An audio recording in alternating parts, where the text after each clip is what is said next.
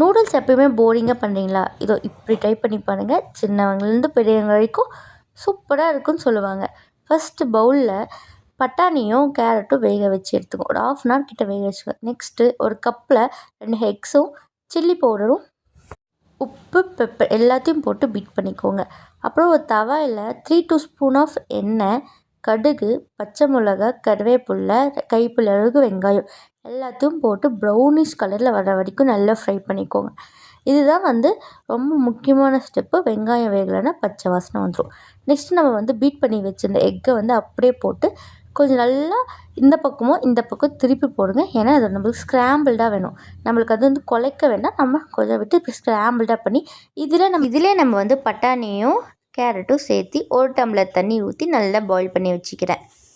நல்லா அது கொதித்த உடனே நம்ம மேகி பேக்கெட்டில் இல்லை நூடுல்ஸ் பேக்கெட்டில் வரும்ல அந்த பவுடரை போட்டு நல்லா கொதிக்க விடுங்க.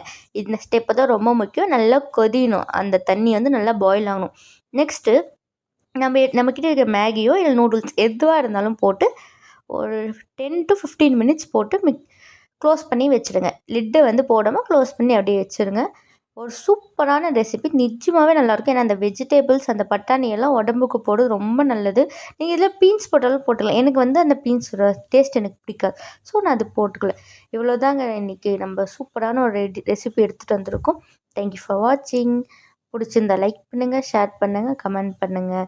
நெக்ஸ்ட் என்ன வீடியோ போடலாம், என்ன ரெசிபி போடலான்னு சொல்லுங்கள். பண்ணிடலாம்.